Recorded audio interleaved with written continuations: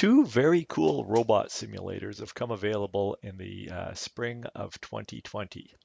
And the one I'm at right now is from a company called Robot Mesh, and Robot Mesh has been selling into the Vex Robotics market for a long time, and they're a very respected supplier. And they've come up with a really cool simulator that was supposed to launch at this year's Vex Robotics World Championships.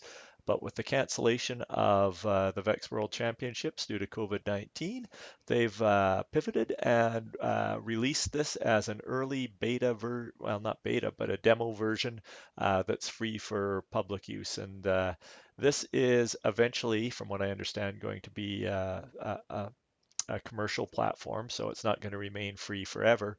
But when I look at some of the abilities that it has, this is something that if I was going to do a long-term project working in a computer lab with my students, I think I'd be really interested in this because it's got a few combinations. It starts you off with drag and drop and a whole bunch of nice interfaces that work with your VEX robot. It turns those over into generated code in the Python style that you can actually take that and you can either run it in the simulator right here, or you can build and download the program to your real robot. So you should be able to take this robot that we see right in here and take the plans for that robot, build that robot, build this maze and have that sitting in your shop or classroom.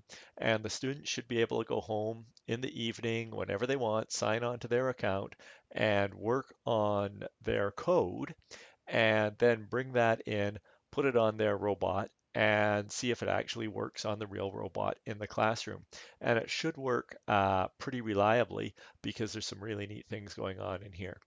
The other thing that makes this really expandable and which has me really interested in why I say this would be a longer term type project is because it has the ability to come along and add pieces to your robot. So you can not only configure the code, but you can add motors and sensors and even actuators onto here so you can modify things and it gives you a fairly flexible, very complex and very interesting platform to play around with. Now, I've only been looking at it for a little while, but if we start, drive forward, stop and hold, turn right, drive forward, stop and hold, I can run that.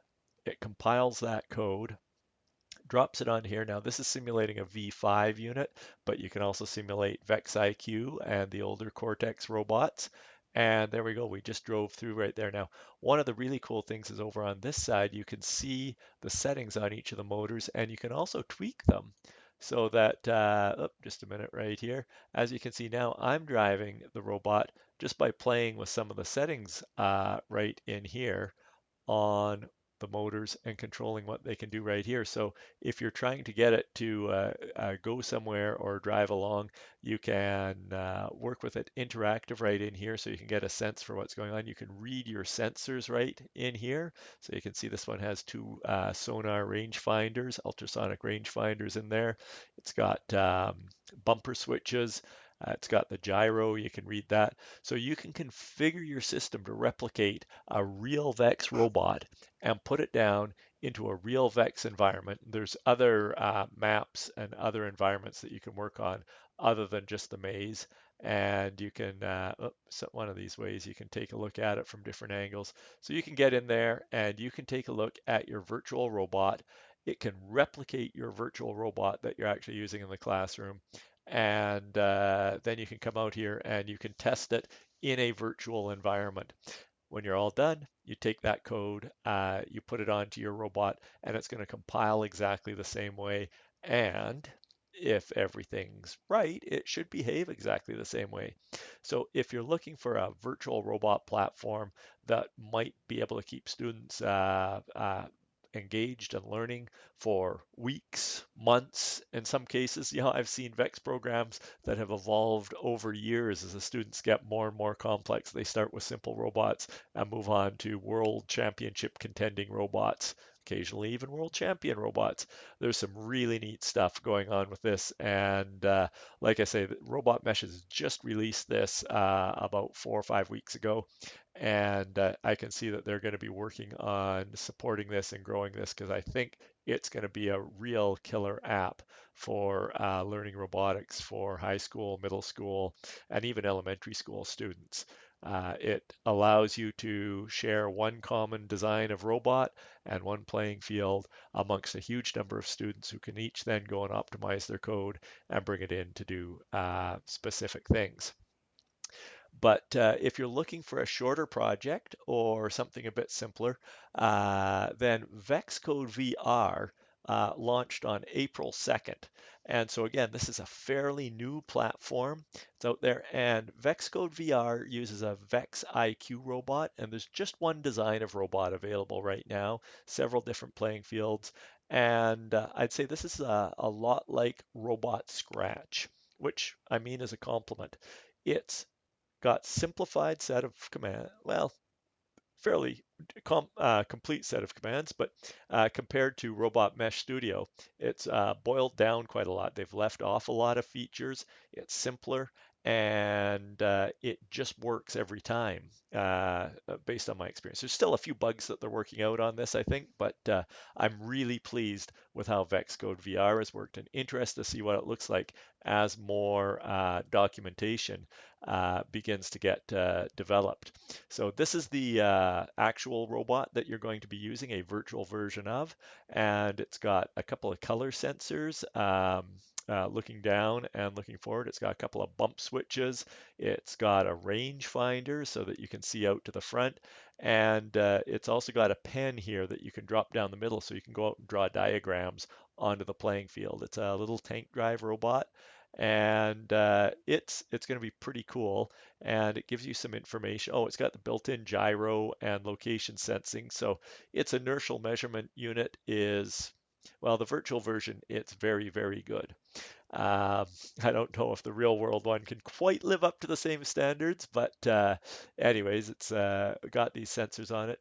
And there's a number of different challenges and playing fields, and there's lessons already posted online that you can challenge students to do, and you can talk to them about how to go out and do different things. And again, they're continuing to update this and improve VexCode VR as you go along. So I'm pretty excited about the Robot Mesh Studio and VexCode VR. There have been other awesome interactive robot simulators before. Vex Virtual Worlds has been around for quite a while. That's a piece of software that you purchase and download onto your computer, and it runs on your system, but can also be used to program your Vex robots. And that's very cool. A little more setup. You've got to, of course, put it on the computers in your lab. You can't just send your students to a website. Here's what VexCode VR looks like when we're up and running it. Oh, I was mentioning some of the other simulators that are out there. For anybody involved in FIRST robotics, they'll point out Autodesk Synthesis as probably the highest level version of robot simulator that you have out there, because it can actually take the CAD of your original robot, drop it into a game engine, and you can play online, playing the real FIRST robotics game with and against other robots. And they've also got a version of that available for First Tech Challenge. Really cool thing about Autodesk Synthesis is that it's been put together by graduates from the high school First Robotics program and First Tech Challenge program, who are hired by Autodesk to work as interns over the summer. So they get a really neat job. So this is your interface, and to get there, you just go to vr.vex.com. Before I dig into it too much, I'm just going to mention a few things that I really like about this. You don't need an account. You don't need to log in. You just go to vr.vex.com and you start coding. When it comes time to save a file, you click on Save to your device, and it saves the file as a VR blocks file, and it goes straight into your download folder. So you can take that and email it to yourself, put it on your cloud drive, wherever you want to save that to. You just go ahead and say, okay, I'm going to save that file. And then if you want to load it again some other time, you just go load from your device and you tell it where to find your file, and there it is. It comes right up in here and your program's all ready to run. The interface is super easy to use. If you're familiar with Scratch, click. There you go. Want a different routine? Lovely name for a routine, stupid stuff, and simple clear. Let's just take a look right here and I'll tell you a little bit about what's going on in this code. So I've written a couple of routines here, simple clear and the stupid stuff. I'll talk about that in a little bit. And the program will start right here. I put my pen down and really the robot doesn't drive at 110% speed, but it doesn't give me an error message, so I may as well ask for it. And let's just take a look at what's going on right here. We've got some towers in the middle of the playing field, and there's this red boundary around the outside edge that you can use the down-looking sensor to keep your robot from driving off the edge, because you'll see there's no barriers to our playing field that's floating in the middle of the air. And there's some different shapes in here. This little flat disc in here is a real pain in the butt because it can hide underneath your rangefinder and your robot will often drive over it rather than pushing it off the board. But you can zoom in and you can pan and look around from different angles in there.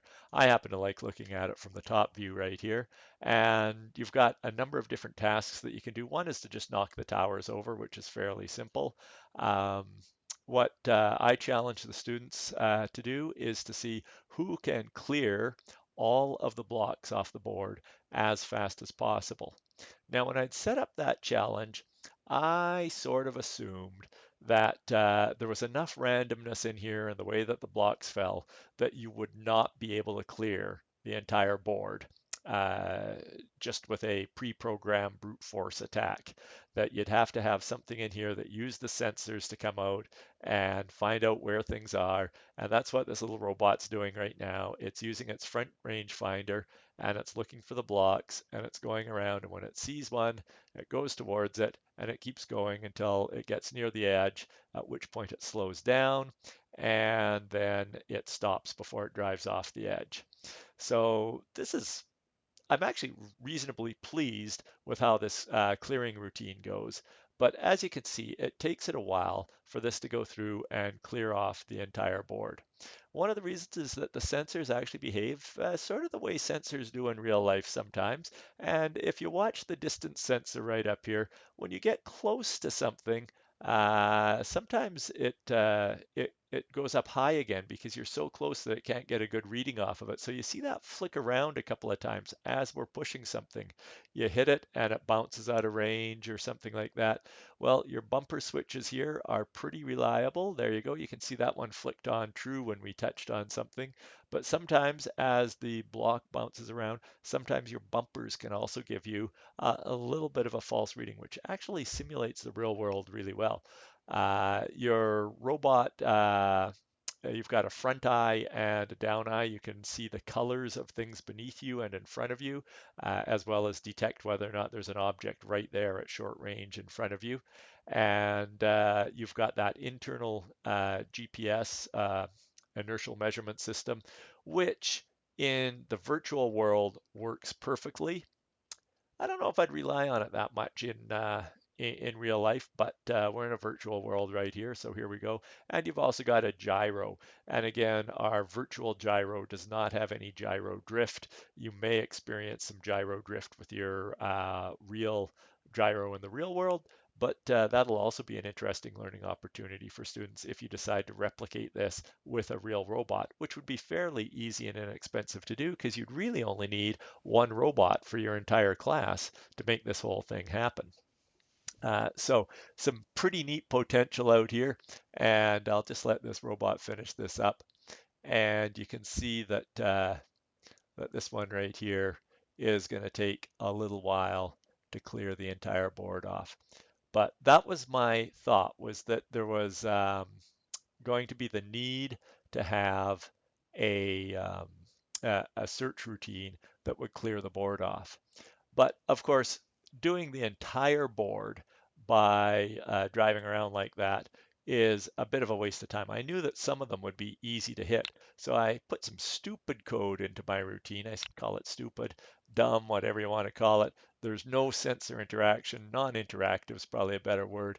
And here it goes out just using a whole series of drive commands it knows where these things are, it knows where it is, and it just goes through and starts whapping on things.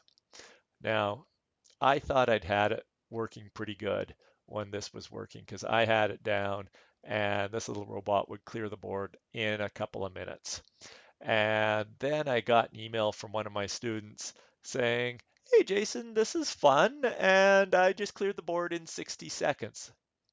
And there went my Saturday because, or well, actually, I was able to work on it Friday too. There went about 10 hours of my life because there is no way I was going to uh, uh, let that go quite so easily here.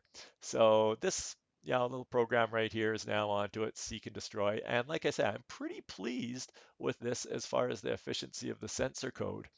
But I knew I had to get the basic part of my routine working a little more efficiently. That beginning, I had to get more of the blocks off because although this is better than what I was doing before, it's still not quite good enough to get that board clear in 40 seconds. So we haven't tried this yet. I don't know how reliable that 40-second routine is. She assures me that it's a very fast routine and that it's very reliable, and I may have to go down to defeat on this one. But as I said, I wasn't going to let it go easily. So this is about where I was last Thursday. And there we go. This was down around a minute 46 that I was able to clear the board off. And there we go, the last piece coming off right here. So as you can see, a big improvement by using the stupid stuff, the dumb routine, to get things cleared off there very quickly. But I knew I had to have a better opening routine to start off. So let me just stop that right there. And I upgraded my code a little bit. And a couple of things that you'll see if you're looking at the code in the background right here is I've commented this up fairly nicely. And what I've got is I've got drive to in here. Now, if you're looking at all of the options available here, of course, you won't find a drive to in any of the control commands that they have right here. It's one that I created because I wanted to be able to go to a specific XY grid coordinate. And that way, when I was creating my routine, I could try different attacks on this tower or this tower. And then if they were at the beginning of the routine, what I did at the end of the routine wouldn't depend on edits that I put in the beginning because I could always return to a certain location.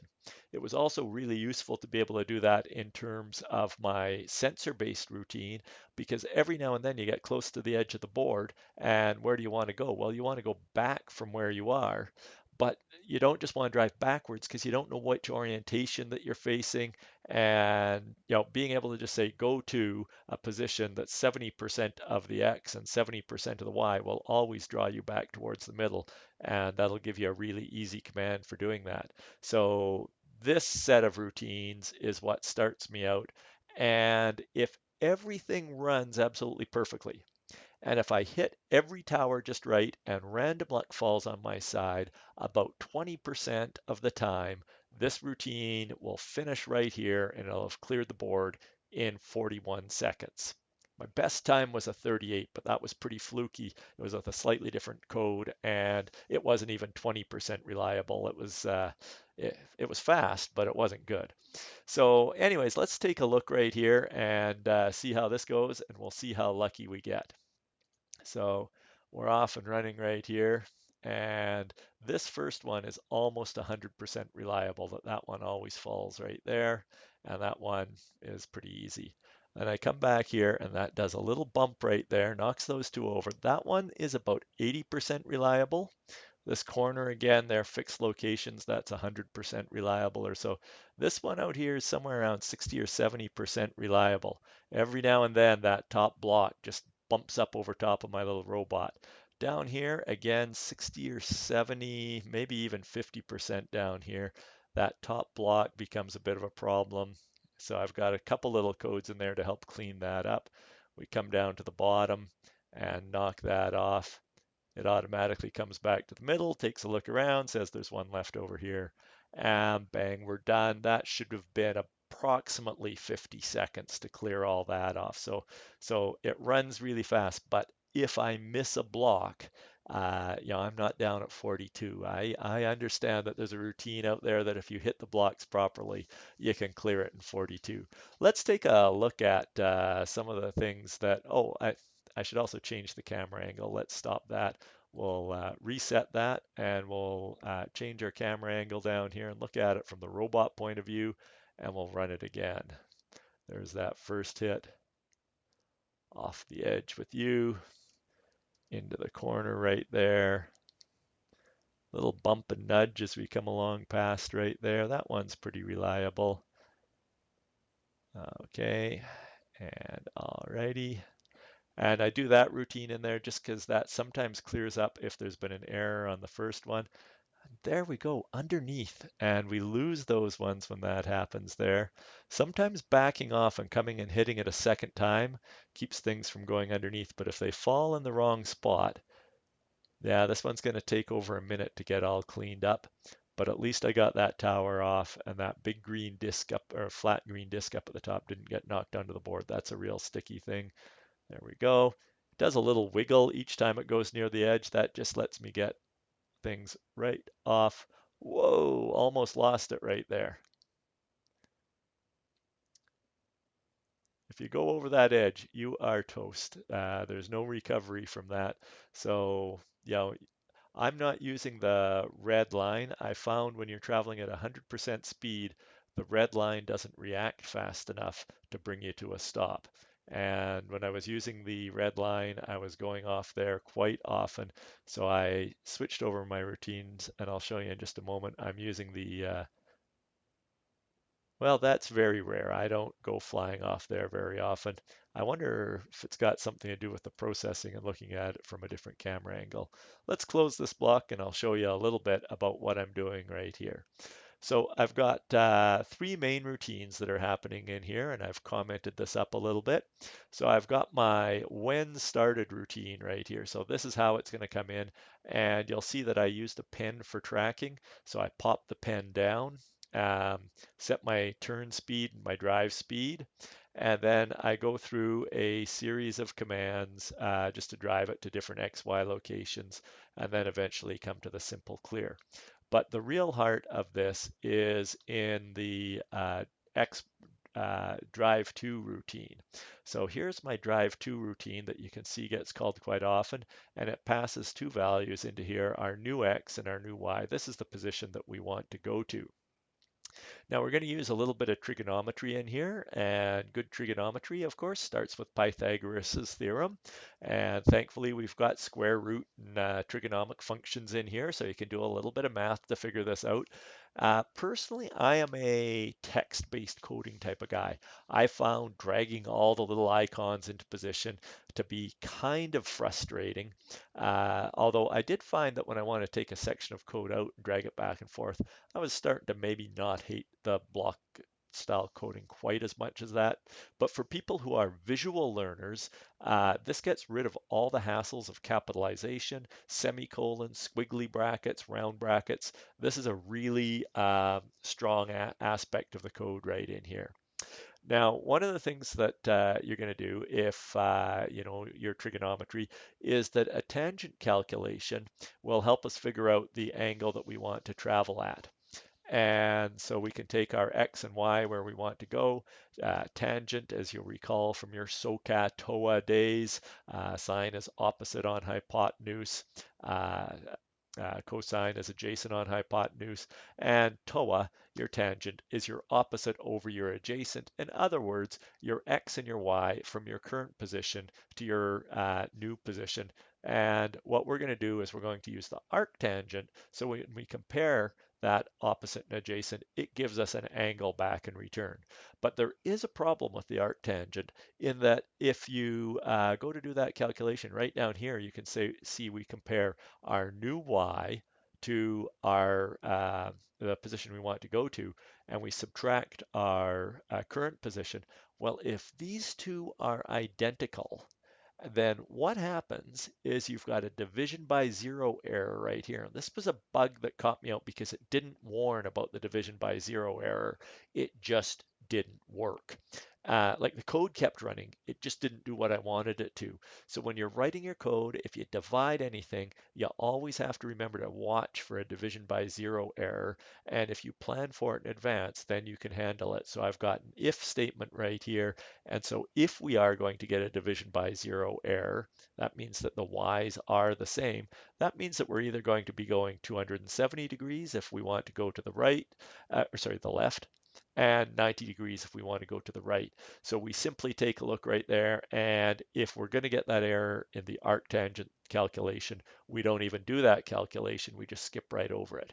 But if we do have a valid value to go in here, something non-zero to go in the divisor, then we go ahead and we set the angle that we want to travel at to the arctangent of the opposite divided by the adjacent sides of the triangle we're going to be traveling at. Now, the thing about an arctangent, of course, is it will only give you up to pi radians or 180 degrees, half of a circle. So that's great. Half the time you want to go up and half the time you want to go down. So you take a look at it and you say, well, the y position we want to go to, is that greater than where we're at or less than where we're at? And if the new y is less than where we're at, that means you're on the lower side of the board. You want to go down. So you just increase your angle by 180 degrees. And so if originally it was telling you want to go that way, it flips it around and it says you want to go that way. Okay, and there's also a chance that when you do the calculation that you could get an angle telling it that you want to go at negative 25 degrees, which would put you off. Zero is up and down, so that would put you off slightly to the left right here. That's not going to fit into some of the calculations that I have below. It would work as far as a drive command, but we want to do a few calculations down here to take a look at how we can turn as quickly as possible. Because when you think about it, you should never have to turn more than 90 degrees because you can always drive backwards. So for instance, turning 100 degrees to the right and driving forward is the same as turning 20 to the left and driving backwards, because you got to remember, for most little robots, it forwards and backwards are kind of irrelevant concepts. You just slap an F on whichever side of the robot you deem to be forward, and the robot really doesn't care, unless you're using the sensors. And the sensors are only mounted on one side, in which case, things matter. But right now, it's just driving. So what we do is we just take a look and we calculate this bearing, which is the angle that we want to go at minus the drive heading in degrees that we're currently pointing at. And then we do some calculations on here, and we say, again, it could possibly come out to be less than zero. We want to account for that. We want to make sure it's always between 0 and 360. And then we come down here and there's no greater than or equal to operator, just a greater than. So I fudge it a little bit by saying if we're between a number slightly smaller than 0 and 90, so that means that we're turning in somewhere between 0 to 90 degrees to the right, then what we're going to do is we're going to turn right that many degrees, and we're going to drive forward for the hypotenuse that we calculated at the beginning of the routine. And if we want to go from 100 to, from 90 to 180, well, then we're going to turn left and drive backwards. And the same thing if we're between 180 and 270 and 270 and 360. So that will enable us to come over here and just say drive to 0, 0. And we've got coordinates in here, and you can pick any XY position on the board, and there you go. You can drive right there. Now, what's kind of cool when this runs, and let me bring that playground back up here, and I'm just going to hide this for a second, is, let's bring that down right here. When you run your code, oops, oh, there we go. I can start it right here. When you run your code, you can see that this goes through and it flashes on the line that's being executed. So it's got debugging built right into it. And yeah, it slows down your execution a little bit sometimes, but now you can see what parts of your code are running, and you can stop it at different locations. You can step into your code one step at a time. So if you want to track how it's running, you can definitely take a look at your code and see how it's all coming together in here. Okay, I'm just going to reset that. And I'm just going to close this window for right now. So anyways, we go through and we do all that routine, and we'll see how well we do at cleaning things up. And anything that gets missed, well, we come over here to our simple clear routine, which uses our sensors. And how do the sensors go about doing that? So here's a simple clear, and this is pretty effective at clearing the board. And because this is the last thing our program is going to do, I've got it put inside a forever loop. So it will just keep doing this until all the blocks are gone. Doesn't matter if there's a million bajillion blocks out there. Hopefully there's only one or two, but it'll just keep doing this. Okay, now one of the things that I found was that when we got right to the edge of the board, we'd sometimes end up smacking and smacking and smacking at a brick that wouldn't go. That block just wouldn't fall off for whatever reason. The dimensions were slightly off. And so every 10 pushes, if you think of a push as being see a block, go out there, push a block, knock it off the edge. But sometimes you push a block, you lose track of the block. You go underneath it, it falls off your robot or whatever. Or sometimes you get against the edge and you go to push it, but you hit the edge before you hit the block. So every 10 times you have a push or an incomplete push, what happens is after 10 times of trying, you're going to kick out a right here, and it just sets your drive velocity to 100%, brings you back to the center of the board, turns you just a little bit so that you are going to approach the whatever block you were coming at from a slightly different angle, and then it comes back and it takes another 10 tries to get that block off of here. So I've got a couple of things in here. This one should actually say that we're setting the drive velocity to 50 to 100%. That was in there just as I was experimenting with different turn velocities to see if turning slower resulted in more successful scans. This is the critical seeking routine right here. So all it does is it turns right until it finds an object, and then as soon as it finds an object, it stops driving. Now, there's a couple of optimizers that could go in right here, like I'm always turning right. You could sometimes turn right, and you could sometimes turn left, and I bet if you made an intelligent choice about whether you were turning left or right, you could probably speed up the clearing routine. So we stop driving. Now, sometimes in here, you also have to remember that when you're dealing with real world objects, such as the real VexIQ robot, it's not going to stop immediately when you tell it to stop because, of course, it's got momentum. There's a little bit of slop in the drivetrain. And this program actually does a pretty good job of simulating that. When you tell it to stop, it's not like some virtual zero weight thing that just suddenly comes to a stop. You'll be maybe a fraction of a degree off, and you'll see on some of my long range push shots, I end up missing. And I'll talk about how we deal with that in just a moment. In fact, I'm going to talk about it right now.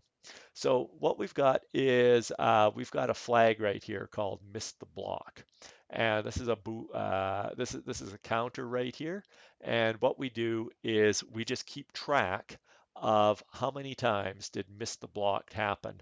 And I'll talk about why it's important to count the number of times you say, "Oh, I've missed the block," in just a moment. We've also got a variable called block touched, which I was using keep track to say on each push, have we touched a block yet? And that'll let us know, well, we finally touched a block. And sometimes you stop touching the block after you've touched it once. And this is going to be controlled by our bump sensors and our eye in the front. And then, of course, we remember our start range. This is how far away that block is supposed to be. Because if you ever see your start range go up, okay, well, now you're no longer looking at that block because you should be getting closer to that block with every iteration of this code. Now, the first thing that we do in here, because driving off the board means that you die, is we've got code to try and keep our robot onto the table. Now, I've been playing around with some of these numbers, and these are numbers that I'm happy with in here. But I was still going off the table because I was traveling at 100% speed, and I'd tell the robot to stop, and it would slam on the brakes. But as you know, when you're driving, if you're coming up to a stop sign, don't wait until the stop line before you hit the brakes. You see the stop sign coming, and you say, "Oh, I better stop, press the brakes now before I get there so I don't drive through the intersection. And even better, you should take a look and you should say, as I'm getting closer to that intersection, I should start slowing down.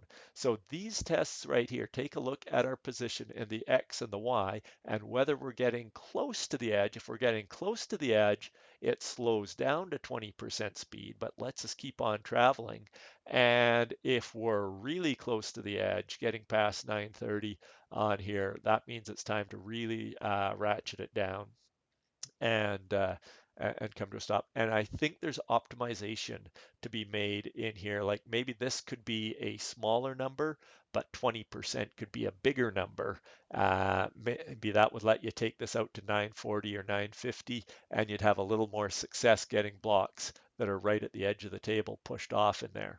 So anyways, we keep repeating this code until we get close to the edge of the board. Now, there's a couple other situations that will kick us out of this loop, and I'll talk about them in a moment. But in general, this is going to keep going until we get close to the edge of the board. This is going to control our speed. If we're getting close to the edge of the board, we slow down. And if we're not getting close to the edge of the board, woohoo, full speed ahead. Okay. Now, the basic thing this robot does is it drives forward because we've already got the angle set, and off we go. Now, if the distance in millimeters is greater than the start range, so this is what our range finding sensor in the front tells us. If that's greater than the starting range, okay, and now we have a little bit of Boolean logic going on in here, and not front eye is near object. So if the front eye is not near an object, and the left bumper is not pressed and the right bumper is not pressed. So in other words, we're not actively pushing the object. It's not right in front of us and our range is increased. Then we increase miss the block by 1. Okay, now the reason I've got this in here and that I count the number of times this condition happens because sometimes you'll get close and what you'll see is your rangefinder, right when that block gets right in front of you, the rangefinder spikes. Now the block's still there in front of you, but because it's so close, the rangefinder can't accurately read the range. So you might lose sight of something because it's too close to you, but by that point, hopefully, you're pushing it with one of your bumpers or your front eye can see that there's an object right in front of it because you've got these 3 other sensors on the front of the robot that we bring into play right here. Now, sometimes all 4 of those conditions can be wrong.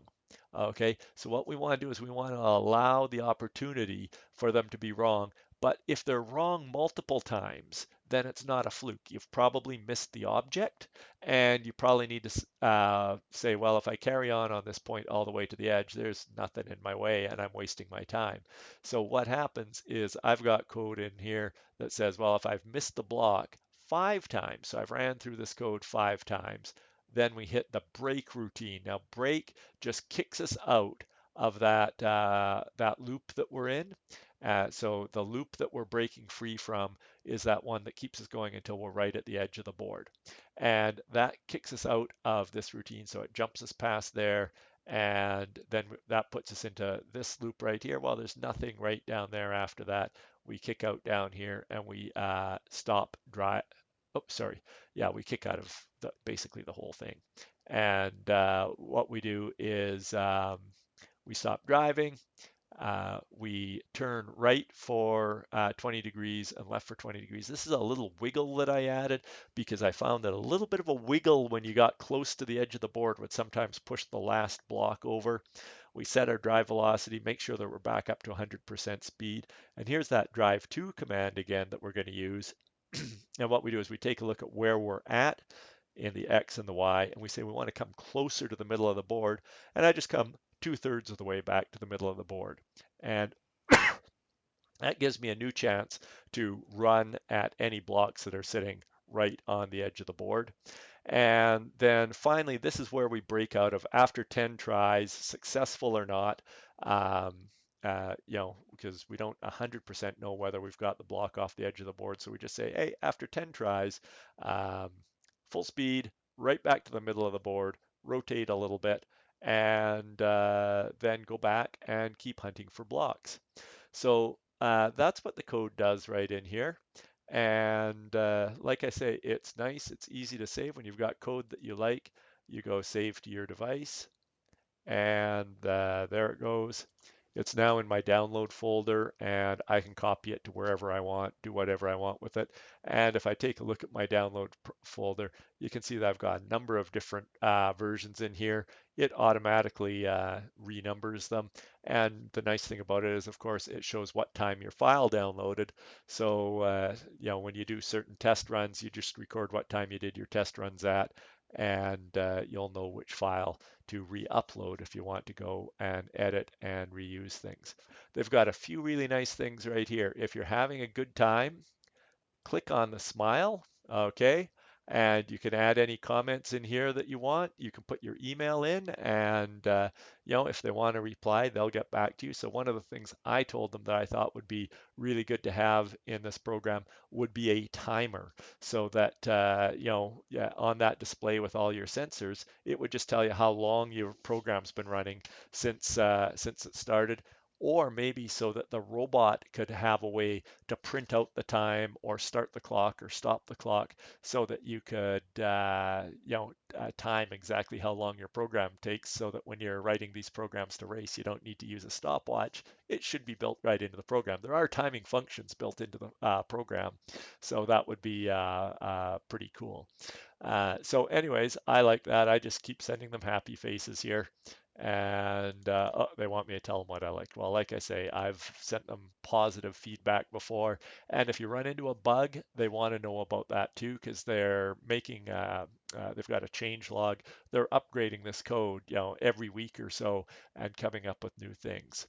So if you want to share your file, but you don't want to give somebody the complete thing, you can click on share, and that gives you the file as a PDF. Oh, it's generating my PDF for me right now. This is a little bit bigger than some versions of the code. There we go, and the PDF should have just downloaded. There we go. And so you can take a look at your code. Now, don't save your code as a PDF. This is just so that you've got a way of printing it out and taking a look at it. And quite frankly, I think I'm going to need a pretty big piece of paper to print all that out. Be nice if there was a way to take a look at the text-based version of that code as well. There's a help file built right in here, so you can just mouse over a block, click on the block, and it's got information on how to use it. Now, how nice is that for showing students how to use a piece of software? It's like, before you ask me, make sure you've got the help window up and that you've read the help file, so that we're talking about the same thing, because that's one of the things that learning to code is also about, is learning to be responsible for checking things before you could just randomly run off and start asking questions.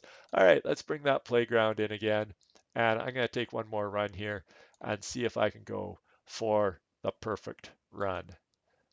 Here we go, it comes out. Now again, it's just using that drive to routine. It's driving to a certain XY position. You saw that was 950, 600 right there. Every now and then you'll see it pause. This is where it's a little finicky in right here. See, I tapped those just wrong. That's not quite gonna do it, but let's see how everything else goes. Usually if I have a problem there, okay, I didn't have a problem there. But if that side doesn't clear, then something else is going to go wrong down here. Yeah, there we go. It just didn't quite fall where I wanted it to, which is really realistic. I mean, blocks don't always fall where you want them to when you knock them down. But again, we haven't had our competition with the students. I've just got this terrible feeling that one of them has figured out how to get this thing to slide all together perfectly with a pre-programmed routine. Here you can see each one of these is one of those pushes. So we might get up to 10 pushes, because you can see it was starting to get a little futile pushing that along. If we'd done that 10 times, we would have come back to the middle and started over. There we go. It comes down here, and there we go. Oh, no, that wasn't the 10th time. There we go. So we're done. No record times right there. I, I'm getting hooked on this. Gotta try it one more time because it's awesome when it just clears everything off here. And well, it's not because all that hard work to code the simple clear routine uh, doesn't actually come to fruition. But there we go. This one, no, not quite. It's not going to be a perfect run right there. Let's see if we get this one.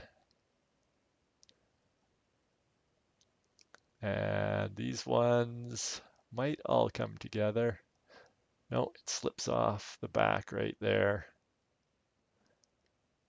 But sometimes we can take this one and, oh, those big blocks.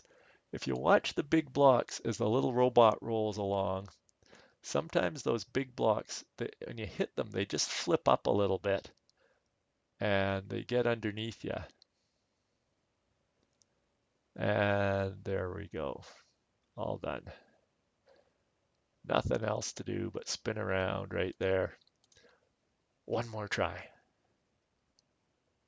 There's a perfect run in here somewhere. Maybe I'm just bombing out right now and I'm going to get all my perfect runs when I need them in competition with the students tomorrow. Like I say, when it all goes right, there we go. We got that one. That one's pretty reliable. I'm surprised that I had problems with that twice in a row. That one's always reliable if the first one works. This one could be, there we go. This is looking good. It's the last push right here. This one is not so reliable. It's that last block. Got those two. And honestly, that should be it if that one hadn't fallen off the robot. Ah, but there we go. Best you're going to see from me today. Have a great day. And like I say, VexCode VR, really cool, simple, engaging. I found it fun. I'm looking forward to see what they do with this going forward. It's an exciting piece of software that I think anytime you've got a group of kids in the robotics lab, I'm thinking anywhere from like maybe grade 4 through 10, maybe introductory 11 or 12 for their first couple days where you're talking about how to make things happen. You've got a whole bunch of different games in here that you can try. Here you've got to go in, you've got a little magnetic actuator that can pick up the different colors and move them back to their different positions. If you want to make students actually have to code sensor controlled algorithms and things like that, what I'd recommend is saying that the first couple commands that you have to put in your program, if you're trying to completely eliminate the the brute force approach of drive this far, turn that far, pick it up, and the memorization aspect, if you want to force sensor use, make the first commands be in here. You could just come in here and you could say drive forward. So you could say that your first command has to say drive forward, but instead of 200, because that's a known value, there is a random command in here. And where are we? And you could just say drive forward, pick a random number. Oh, just a minute. There we go. Pick a random number from 1 to 10. And then you could say turn to heading. And then you could do the same thing. Where was that random number? And if you say those are your first two commands right in there, let's just go back to the Castle Crasher right here. If you require your students to put those two numbers in there, pre-programmed routines are going to have one heck of a time. Well, it depends actually. If you've got a drive to command, even with the drive to command, I just came at it from a slightly different angle right there, and it's not working the same way. Everything is Actually, that worked better. So you can put some of that together. You can see where the drive to command works in there. The drive to gets you past some of those statements.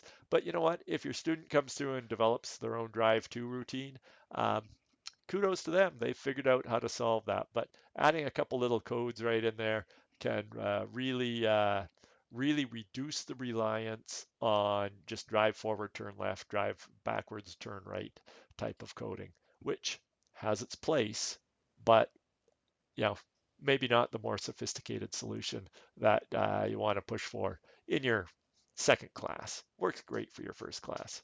Anyway, so two great programs, both released in the last 6 weeks. Highly recommend them both for checking out, probably for short-term use, for a couple of weeks project, an introductory activity, maybe students who are newer to programming. I'm loving VexCode VR. Like I say, it's the robot version of Scratch. Um, and Robot Mesh Studio, again, this would be, I don't know if you're familiar with the software Game Maker. Take some of the object-oriented programming concepts that you would have learned in Scratch and just expands on it greatly so that you can create real playable, executable games. And Robot Mesh Studio, when it's time to take it to the next level, I think is something that you're going to love. And this could be part of a serious robotics program for middle school, high school students. Could work together with Vex robots, and you could modify the Vex robots to do different things and play with the gear ratios.